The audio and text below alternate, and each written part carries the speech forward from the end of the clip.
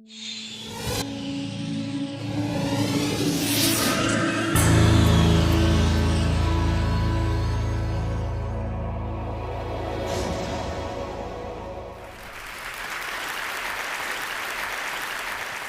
was a Saturday afternoon in May, and I suddenly realized that the next day was Mother's Day, and I hadn't gotten anything for my mom. So I started thinking about what should I get my mom for Mother's Day. I thought, well, why don't I make her an interactive Mother's Day card using the Scratch software that I'd been developing with my research group at the MIT Media Lab. We developed it so that people could easily create their own interactive stories and games and animations, and then share their creations with one another. So I thought this would be an opportunity to use Scratch to make an interactive card for my mom. Before making my own Mother's Day card, I thought I would take a look at the Scratch website. So over the last several years, kids around the world, ages 8 and up, have shared their projects. And I thought, well, I wonder if of those 3 million projects, whether anyone else has thought to put up Mother's Day cards. So in the search box, I typed in Mother's Day, and I was surprised and delighted to see a list of dozens and dozens of Mother's Day cards that showed up on the Scratch website, many of them just in the past 24 hours by procrastinators just like myself. So I started taking a look at them. I saw one of them that featured a kitten and her mom, and wishing her mom Happy Mother's Day. And the creator very considerately offered a replay for her mom. Another one was an interactive project where when you move the mouse over the letters of Happy Mom Day, it reveals a special Happy Mother's Day slogan. In this one, the creator told a narrative about how she had Googled to find out when Mother's Day was happening. And then once she found out when Mother's Day was happening, she delivered a special Mother's Day greeting of how much she loved her mom. So I really enjoyed looking at these projects and interacting with these projects. In fact, I liked it so much that instead of making my own project, I sent my mom links to about a dozen of these projects. And actually, she reacted exactly the way that I hoped that she would. She wrote back to me and she said, "I'm so proud to have a son that created a software that allowed these kids to make Mother's Day cards for their mothers." So my mom was happy, and that made me happy. But actually, I was even happier for another reason. I was happy because these kids were using Scratch just in the way that we had hoped that they would. That as they created their interactive Mother's Day cards, you could see that they were really becoming fluent with new technologies. What do I mean by fluent? I mean that they were able to start expressing themselves and to start expressing their ideas. When you become fluent with language, it means that you can write an entry in your journal or tell a joke to someone or write a letter to a friend. And it's similar with new technologies. By creating these interactive Mother's Day cards, these kids were showing that they were really fluent with new technologies. Now, maybe you won't be so surprised by this because, a lot of times people feel that young people today can do all sorts of things with technology. All of us have heard young people referred to as digital natives. But actually, I'm sort of skeptical about this term. I'm not so sure we should be thinking of young people as digital natives. When you really look at it, how is it that young people spend most of their time using new technologies? You often see them in situations like this or like this. And there's no doubt that young people are very comfortable and familiar browsing and chatting and texting and gaming. But that doesn't really make you fluent. So young people today have lots of experience and lots of familiarity with interacting with new technologies, but a lot less so of creating with new technologies and expressing themselves with new technologies.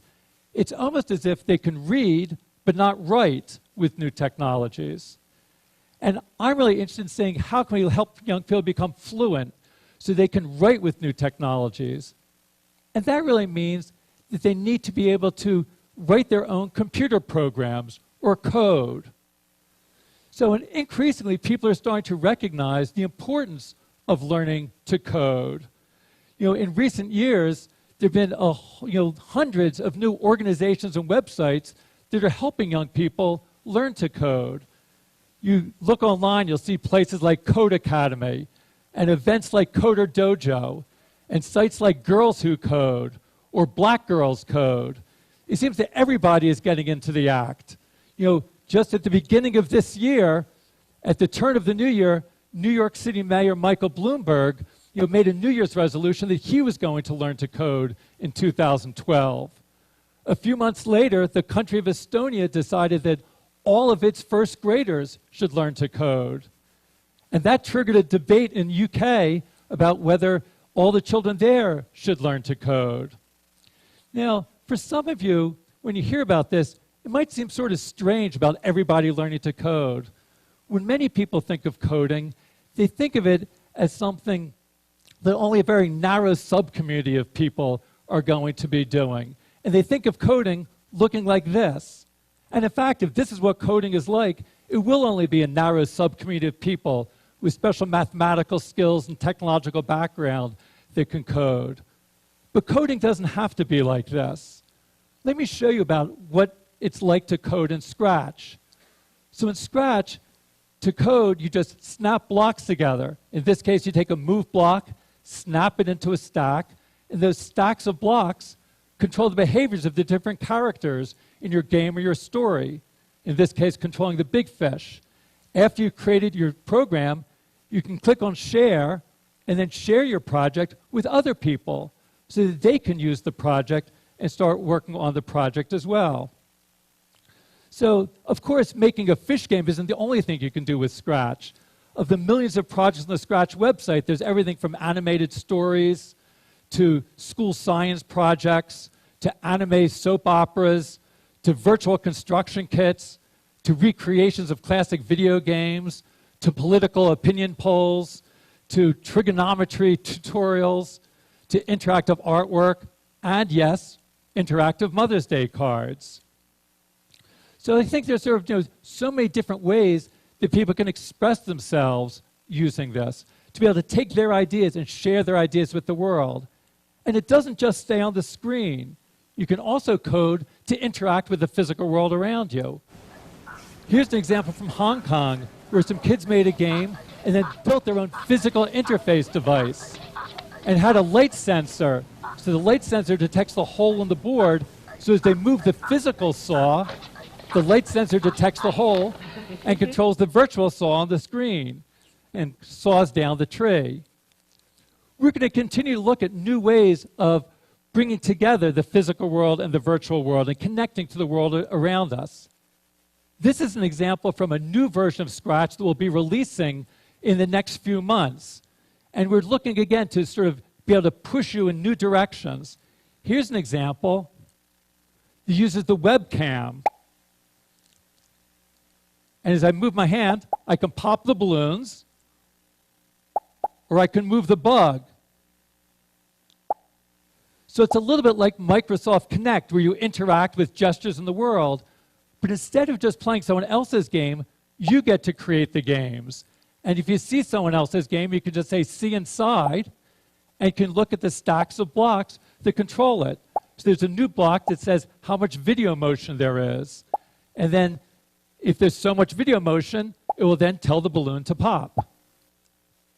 The same way that this uses the camera to get information into Scratch, you can also use the microphone. Here's an example of a project using the microphone. So I'm going to let all of you control this game using your voices.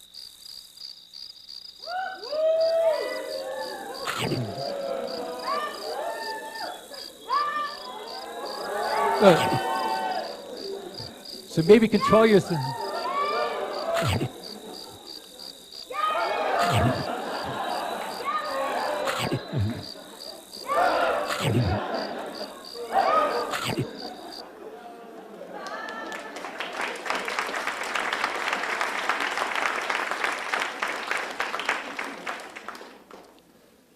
As kids are creating projects like this, they're learning to code, but even more importantly, they're coding to learn. Because as they learn to code, it enables them to learn many other things, opens up many new opportunities for learning. Again, it's useful to make an analogy to reading and writing. When you learn to read and write, it opens up opportunities for you to learn so many other things. When you learn to read, you can then read to learn. And it's the same thing with coding. If you learn to code, you can code to learn. Now, some of the things you can learn are sort of obvious. You learn more about how computers work, but that's just where it starts. When you learn to code, it opens up for you to learn many other things. Let me show you an example. Here's another project, and I saw this when I was visiting one of the computer clubhouses. These are after-school learning centers that we help start that help young people from low-income communities learn to express themselves creatively with new technologies. And when I went to one of the clubhouses a couple years ago, I saw a 13-year-old boy who was using our Scratch software to create a game, somewhat like this one. And he was very happy with his game and proud of his game. But also, he wanted to do more. He wanted to keep score. So this was a game where the big fish eats the little fish. But he wanted to keep score so that each time the big fish eats a little fish, the score would go up and it would keep track. And he didn't know how to do that. So I showed him that in Scratch, you can create something called a variable. I'll call it score. And that creates some new blocks for you. And it also creates a little scoreboard that keeps track of the score. So each time I click on change score, it increments the score. So I showed this to the clubhouse member. Let's call him Victor. And Victor, when he saw that this block would let him increment the score, he knew exactly what to do. He took the block and he put it into the program exactly where the big fish eats the little fish. So then, each time the big fish eats the little fish, it will increment the score, and the score will go up by 1. And it's in fact working. And he saw this, and he was so excited, he reached his hand out to me, and he said, "Thank you, thank you, thank you." And what went through my mind was, how often is it that teachers are thanked by their students for teaching the variables? It doesn't happen in most classrooms. But that's because in most classrooms, when kids learn about variables, they don't know why they're learning it. It's nothing that really they can make use of. When you learn ideas like this in Scratch, you can learn it in a way that's really meaningful and motivating for you, that you can understand the reason for learning variables. And we see that kids learn it more deeply and learn it better. Victor I'm sure had been taught about variables in schools, but he wasn't paying attention. Now he had a reason for learning variables. So when you learn through coding and coding to learn, that you're learning it in a meaningful context, and that's the best way of learning things. So as kids like Victor are creating projects like this, they're learning important concepts like variables, but that's just the start. As Victor worked on this project and created the scripts, he was also learning about the process of design, how to start with a glimmer of an idea and turn it into a fully fledged functioning project, like you see here. So he was learning many different core principles of design, about how to experiment with new ideas, how to take complex ideas and break them down into simpler parts, how to collaborate with other people on your projects, about how to find and fix bugs when things go wrong, how to keep persistent and to persevere in the face of frustrations when things aren't working well. Now, those are important skills that aren't just relevant for coding. They're relevant for all sorts of different activities. Now, who knows if Victor is going to grow up and become a programmer or a professional computer scientist? It's probably not so likely, but regardless of what he does, he'll be able to make use of these design skills that he learned, regardless of whether he grows up to be a marketing manager or a mechanic or a community organizer. That these ideas are useful for everybody. Again, it's useful to think about this analogy with language.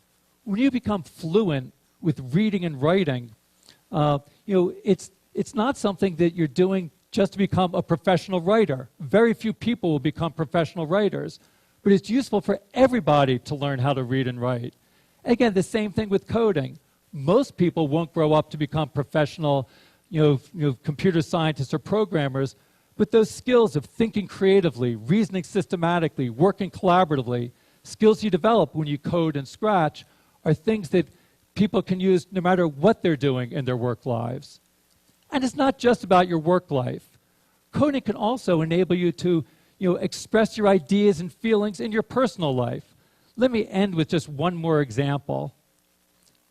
So this is an example that came from after I had sent the Mother's Day cards to my mom. She decided that she wanted to learn Scratch. So she made this project for my birthday and sent me a happy birthday Scratch card. Now, this project is not going to win any prizes for design, and you can rest assured that my 83-year-old mom is not training to become a professional programmer or computer scientist. But working on this project enabled her to make a connection to someone that she cares about, and enabled her to keep on learning new things and continue to practice her creativity and developing new ways of expressing herself. So, as we take a look and we see that Michael Bloomberg is learning to code, all of the children of Estonia learn to code, even my mom has learned to code, don't you think it's about time that you might be thinking about learning to code? If you're interested in giving it a try, I'd encourage you to go to the Scratch website at scratch.mit.edu and give a try at coding. Thanks very much.